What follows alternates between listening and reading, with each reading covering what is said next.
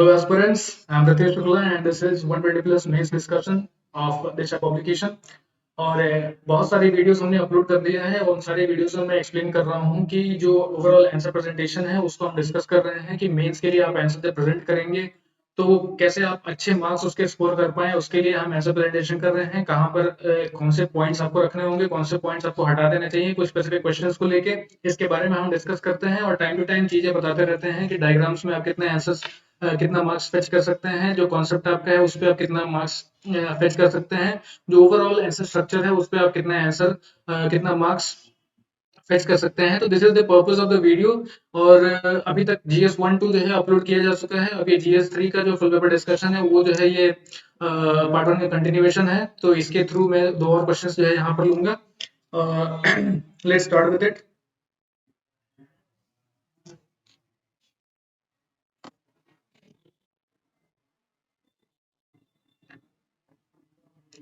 ठीक है, यहाँ से मैं पेन ले लेता हूँ। The first question is, in your opinion, what are various structural constraints on economic growth in India? Do you think that new initiatives need to be undertaken so as to visualize high economic growth? अब economic growth के जो constraints हैं उसके बारे में बताना है, जो रुकावटें हैं इकोनॉमिक ग्रोथ में उसके बारे में बताना है, और फिर एक और क्वेश्चन है कि उसको क्या इनिशिएटिव्स लेने चाहिए जिससे कि हाई इकोनॉमिक ग्रोथ जो है पाया जा सके।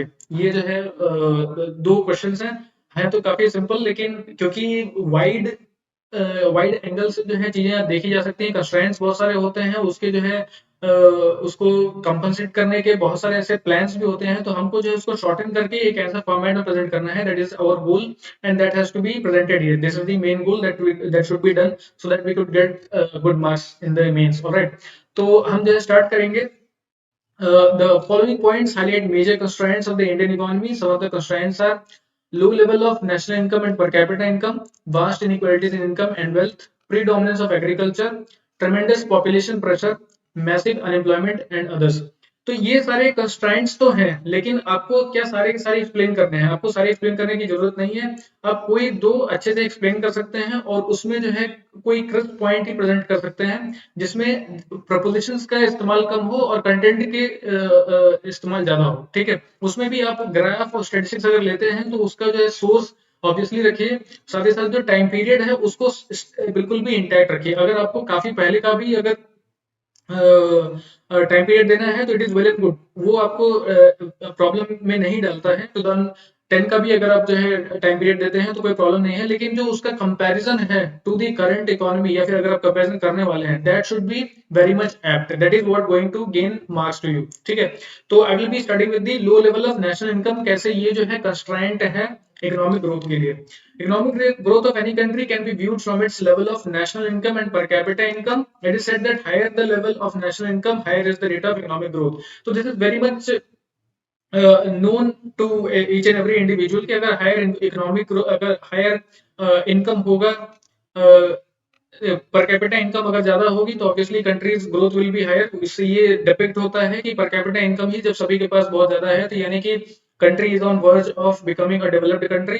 तो ये काफी नोन है। ये कैसे बताया जा सकता है? मैंने बताया कि आप जो भी प्रेजेंटेशन करेंगे अगर वो अमाउंट फॉर्मेट में है, I would recommend not to do that. ठीक है, और ये जो टाइम पीरियड आप प्रेजेंट करते हैं उसको ऐसा प्रेजेंट करिए कि वो जो है कंपैरिजन करने में that would be beneficial to you. ठीक है, that is very much important. तो India's net national product at factor cost 2007, 8 at 19 9 2000 prices stood at 27,60,325 crore.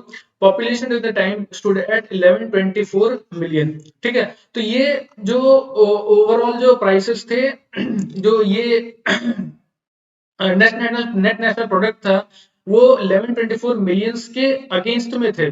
तो इसको अगर पुटअप किया जाए तो एक सर्टेन काइंड ऑफ रेशियो हम पुटअप कर पाएंगे, और वो जो रेशियो होगा वो हमको ये बता देगा कि आखिरकार जो हमारा नेट नेशनल इनकम था वो कितना था, और वो जो नेशनल इनकम था उससे जो है हमारी ग्रोथ बन पाई या नहीं बन पाई। तो क्योंकि हमारे यहाँ पर हायर इनकम ग्रोथ नहीं, हायर इनकम वाले लोग नहीं हैं, हायर इनकम नहीं हो पाती, लो इनकम है। मैंने बताया था कि इनफॉर्मल इकोनॉमी होने की वजह से वेजेस वाले लोग हैं जिनको जो है पर डे वेजेस मिलते हैं।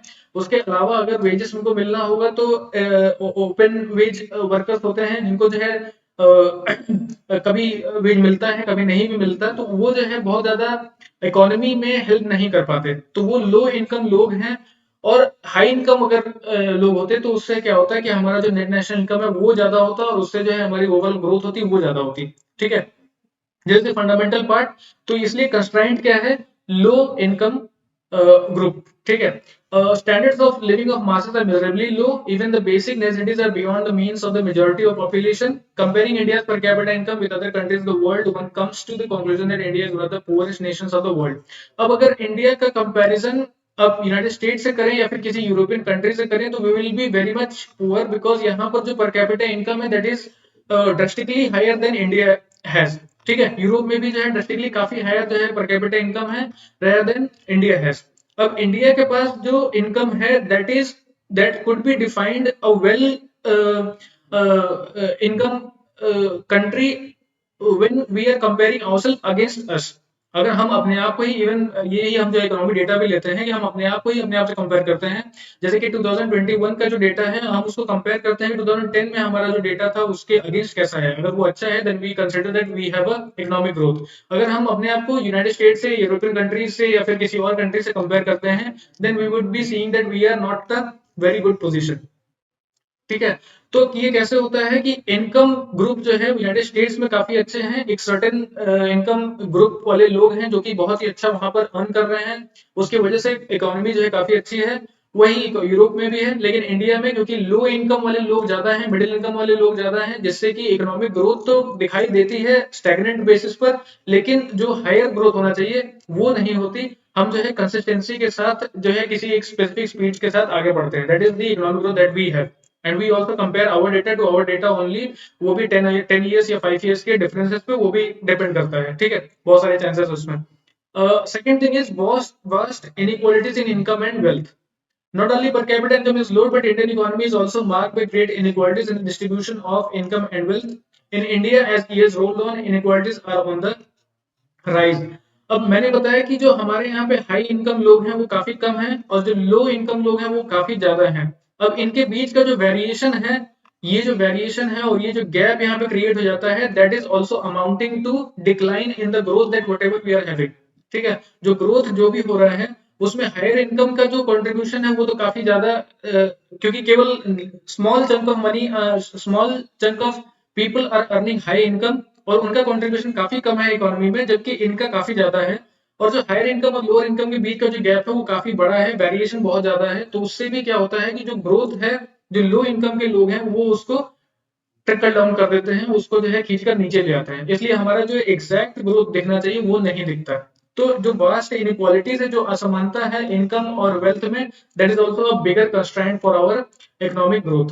ठीक है, these are two of the constraints that we have explained later on.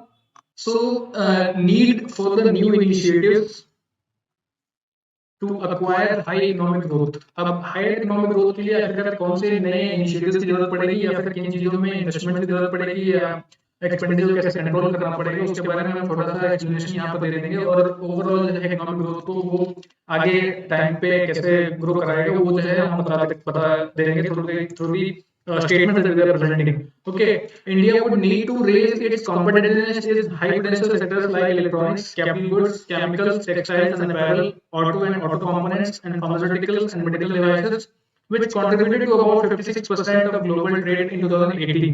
तो अब क्या हुआ था कि क्योंकि पैंडेमिक अकर कर गया, और इंडिया का जो ट्रेड था इन सारी चीजों में वो काफी ज्यादा था, फॉर अराउंड 56%। तो आप समझ सकते हैं कि ओवरऑल जो इकोनॉमी का जो ओवरऑल लार्जर चंक जो था वो कैसे जो है कम हो गया बिकॉज ऑफ द पैंडेमिक। तो 2018 तक 56% था, वो जो है ऑन द राइज ही था, but we got a road block in the with the name of corona virus. तो उसकी वजह से काफी जो है हम जो है वापस पीछे चले गए।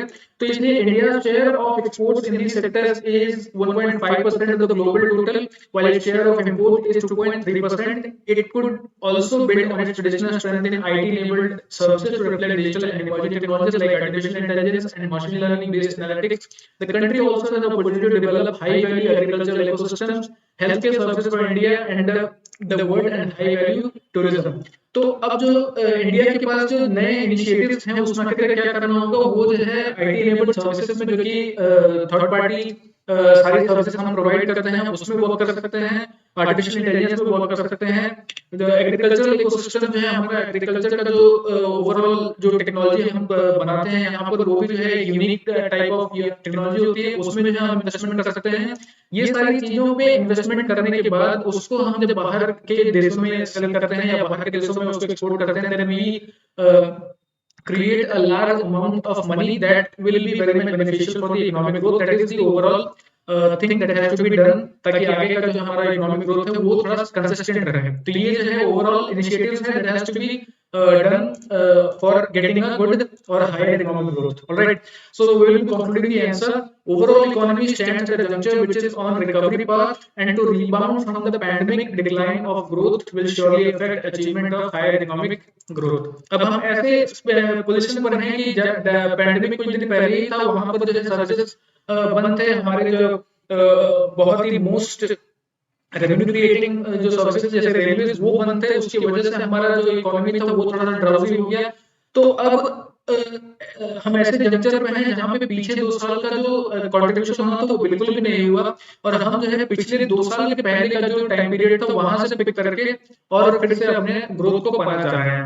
तो अब ये 2 साल पहले का जो डिक्लाइन हुआ है उसके मुकाबले तो हमें अच्छा ग्रोथ दिखाई दे रहा है, लेकिन जो 2 साल पहले का 2018 से जो अगर हम कंपेयर करें तो we are not on the same juncture, क्योंकि हमें जो है अच्छा खासा ग्रोथ की आवश्यकता है। ठीक है, so this is the overall answer for this particular question, and we will be moving on to the other question that is of environment. ठीक है, the question is, अब ये स्टेट का क्वेश्चन है, what is heat clouding, what are the applications to it and also such repercussions of it in long run। अब क्योंकि environment जो है काफी चेंज हो रहा है, वेदर और क्लाइमेट में बहुत सारे चेंजेस हो रहे हैं, और इन चेंजेस का सबसे बड़ा इफेक्ट जो है वो ऐसे ही एरिया में पड़ता है जहाँ पे मॉनसून आते हो, या फिर ऐसे ट्रॉपिकल एरिया में जहाँ पे बहुत ज्यादा चेंजेस होते हैं with in a time period. अगर ट्रॉपिकल एरिया में अगर लोग रहते हैं या फिर स्पीशीज वहाँ पे अगर एनिमल्स रहते हैं या फिर फ्लोरा फौना परसिस्ट करते हैं, सबसे ज्यादा ट्रॉपिकल रीजन में ही देखे जाते हैं, वहां पर जो एनवायरनमेंट होता है वो कंसिस्टेंटली चेंज होते रहता है। कंसिस्टेंटली वो जो है एक साइकिल में बहुत जल्दी चेंज होता है, तो उस पर जो है बहुत ज्यादा इफेक्ट करता है। क्यों? क्योंकि आखिरकार ये जो रीजन है वहां पर ही सारे वेदर अकर करते हैं एट अ कंसिस्टेंट लेवल। ठीक है, अब ये सीड क्लाउडिंग की आवश्यकता क्यों पड़ जाती है? क्योंकि मॉनसून, मैंने पिछले कुछ क्वेश्चंस जब डिस्कस किए थे ज्योग्राफी में, तो वहां बताया था कि जो मॉनसून है वो जो है कई बार हमारा जो टाइम पीरियड है जून जुलाई अगस्त का, उसको शिफ्ट करके कभी सितंबर अक्टूबर तक चला जाता है, या कभी जो है बहुत ही ड्राउट जैसी सिचुएशन क्रिएट कर देता है। वो जो है क्यों हो रहा है? क्योंकि ओवरऑल इफेक्ट जो क्लाइमेट चेंज का हो रहा है थ्रू आउट द वर्ल्ड, उसका सबसे ज्यादा इफेक्ट हमारे एरिया में ही पड़ रहा है। ठीक है, इंडिया के ट्रॉपिकल एरियाज में पड़ रहा है। उससे क्या होता है, मॉनसून हमारा जो बहुत ही इंपॉर्टेंट है एग्रीकल्चर के लिए, वो जो है रुक जाता है। ठीक है, तो इनको अब क्योंकि मॉनसून जैसी स्थितियां उत्पन्न हो रही हैं, तो उसके लिए उसको कंपनसेट करने के लिए स्पेसिफिक टेक्नोलॉजी डेवलप करना पड़ेगा। दिस इज सीड क्लाउडिंग, और सीड क्लाउडिंग से आप ये समझ पा रहे होंगे कि एक जो क्लाउड है उसमें जो है किसी प्रकार की सीड को इंट्रोड्यूस करके और उससे जो है रेन कराने की कोशिश की जा रही है एरिया बाय एरिया। ठीक है, चाइना ने इसको जो है ऑब्वियसली टाइम टू टाइम बहुत ही एक्सपेरिमेंट किया है इस पर, कई जगह पर थोड़ा प्रॉब्लमेटिक भी है, लेकिन सीड क्लाउडिंग जो है एक प्रकार का मैकेनिज्म है जिससे कि ऐसे क्षेत्रों में जहां पे बारिश बहुत ही अच्छी मात्रा में नहीं हो पाती, वहां पर सीड क्लाउडिंग करके एक नॉर्मल रेन जो है कराकर और वहां पर जो है इरिगेशन और एग्रीकल्चर में थोड़ा सा हेल्प कराने की कोशिश की जा रही है। ठीक है, तो अब इसमें हमें क्या बताना है, seed clouding is a very straight question, तो उसको जो है डिफाइन कर देंगे, what are the applications to it and also the repercussions of it in long run. अब कुछ जो उसके कुछ स्पेसिफिक रिस्क होते हैं उसको भी हमें थोड़ा डिफाइन करना होगा। तो आखिरकार सीड क्लाउडिंग क्या है? उसके पहले a rainstorm occurs after moisture collects around naturally occurring particles in the air like dust, sand, causing the air to reach a level of saturation point at which it can no longer hold in the moisture and droplets fall in the form of rain। तो seed clouding से हमें rain ही कराना है, तो इसके पहले हमको ये जानना है कि रेन आखिरकार होता कैसे है। तो बिकॉज विंड जो है वो अपने स्पेसिफिक स्पीड से किसी स्पेसिफिक एरिया से जाती रहती है, वहां से जो है मॉइस्चर बहुत ज्यादा इसमें लेडन हो जाता है, और जब ये बहुत ज्यादा भारी हो जाते हैं और एक जगह पे एक्यूमुलेट कर जाते हैं, उस एक्यूमुलेशन की वजह से जो मॉइस्चर लेडन विंड है वो अपने आप में कंट्रोल नहीं कर पाते, और उस अनकंट्रोल होने की वजह से जो बर्स्ट होता है उससे ड्रॉपलेट्स अपने आप गिरने लगते हैं। तो this is the overall phenomena of the rain storm. तो इसी वजह से रेन होते हैं। तो इस फिनोमेना को ही देखते हुए कुछ स्पेसिफिक रिसर्च जो है इस पर पुट आउट करना होगा, और उसी का जो कंक्लूजन है वो है सीड क्लाउडिंग। ठीक है, तो cloud seeding essentially helps that process along, providing additional nuclei around which water droplet can reside and condensation occurs। अब क्या होता है, ये जो कई बार विंड्स होते हैं, एक्यूमुलेशन होता है, लेकिन कंडेंसेशन नहीं हो पाता, जिसकी वजह से रेन नहीं हो पाती। ठीक है, तो उसको जो है बढ़ावा देने के लिए क्या करना पड़ता है कि क्लाउड को जो है उसमें कुछ स्पेसिफिक सीड्स डाल दिए जाते हैं, और उसमें जो है न्यूक्लियाई का एडिशन हो जाता है, जिससे कि वाटर ड्रॉपलेट जो है वो कंडेंस कर रहे हैं, और कंडेंसेशन अकर कर जाए। जब कंडेंसेशन अकर कर जाएगा तो उसके बर्स्टिंग से रेन जो है प्रोड्यूस हो जाती है। ठीक है, तो इसका जो फर्दर प्रोसेस हम लोग देखेंगे। These nuclei can be salts, dry ice, silver iodide.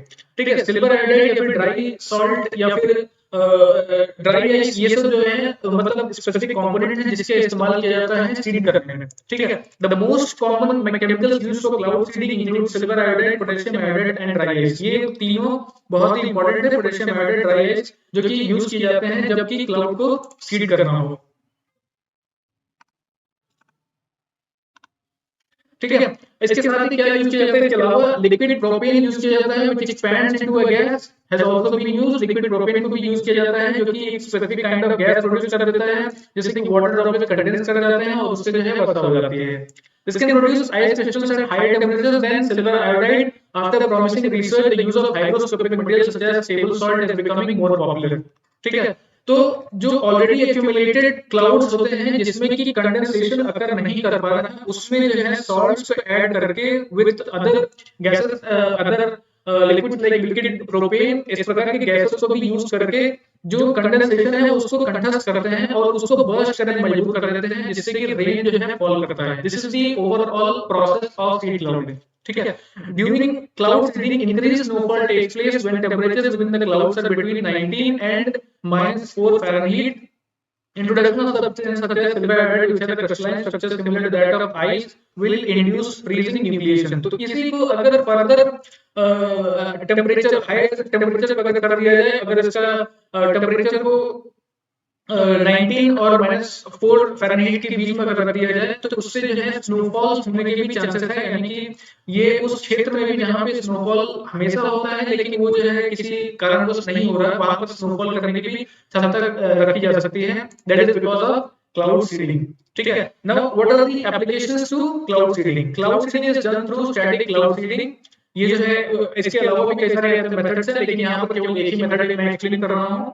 This method involves spreading a chemical like silver iodide into clouds. The silver iodide provides a crystal around which moisture can condense. The moisture is already present in the cloud, but silver iodide essentially make rain cloud most effective at dispensing their water. तो silver iodide क्या करता है? Condensation तो was happening, but वो जो है इतने level पर एक ड्यू पॉइंट क्रिएट नहीं कर पा रहा है जिसकी वजह से रेन हो पाए। ठीक है, तो इसको क्रिएट करने के लिए सिल्वर आयोडाइड का एडिशन होता है। सिल्वर आयोडाइड क्या करते हैं कि क्रिस्टलाइन जो भी स्ट्रक्चर है उसको और बाउंड कर देते हैं, जिसकी वजह से बर्स्ट कर पाना बहुत ही आसान हो जाता है। इसकी वजह से जो भी मॉलिक्यूल्स बर्स्ट कर रहे हैं उससे पानी की वर्षा हो जाती है। That is the overall static method that is used for cloud seeding. ठीक है, now will be concluding the answer. More the water resource of nation, the higher will be the opportunities for achieving higher rates of progress in agriculture sector and industrial growth. Indian water resources are declining and India is going to be water stressed country till 2025. अब क्या हुआ है कि आपने देखा होगा महाराष्ट्र का Vidarbha reason है या फिर बुंदेलखंड रीजन है या फिर बागली खंड रीजन है, ये जो रीजन है जो भी चंबल के आसपास के जो रीजन है वहां पर पानी की काफी कमी दिखाई देती है, और वो पानी कमी इसलिए होती है क्योंकि कोई स्पेसिफिक रिवर सोर्स भी वहां पर नहीं है। रिवर सोर्स भी ना होने की वजह से वहां पर जो अंडरग्राउंड वाटर है उसकी अवेलेबिलिटी कम है। इन सारी चीजों को खत्म करने के लिए एक जो बहुत इंपॉर्टेंट चीज जो इस्तेमाल की जा सकती है यहाँ पर वो है क्लाउड सीडिंग। क्लाउड को वहां पर सीड करके और कुछ मात्रा में जो है रेन कराया जा सकता है। ये जो है एक इम्पोर्टेंट एस्पेक्ट है। इसके साथ साथ वहाँ पर वाटर भी गवर्नमेंट जो है पहुंचा देती है थ्रू ट्रेन्स, ये भी एक इम्पोर्टेंट एस्पेक्ट है। लेकिन 2025 तक जो हमारा पीने का पानी है वो काफी कम हो जाएगा, तो we need to act on this seed clouding, और इसके जो है अच्छे खासे एक्सपेरिमेंट करके जो ड्रॉबैक्स हैं इसके उसको खत्म करके इसको जो है ज्यादातर इम्प्लीमेंट करने की आवश्यकता है। ठीक है, so this is the overall questions that I was to discuss in GS3, and I will be winding up this video. I will be coming up with the other videos of the full discussion with the second part. And as I have already told you that दो questions आपको last में दिए जा रहे हैं, उसका answer आप लेके भेजेंगे तो हम उनका रिव्यू करके आपको रिटर्न कर देते हैं, जिसमें कि कॉन्सेप्चुअल अंडरस्टैंडिंग क्या है आपकी, जो इसमें आपने डायग्राम यूज किए हैं या नहीं किए, उस पर जो है हम मार्किंग करते हैं और जो है स्पेसिफिक इंस्ट्रक्शन प्रोवाइड करते हैं कैसे आप आंसर जो है लिख सकते हैं। So this is the overall feature that we have included in 120 plus mains discussion. So you can see those questions and give your answer in writing through pictorials pics। आप उसका लेके हमको जो है मेल पे सेंड कर दीजिए and we will be reverting back to you when we will check it। ठीक है, so thank you for watching this, stay home, stay safe and keep learning।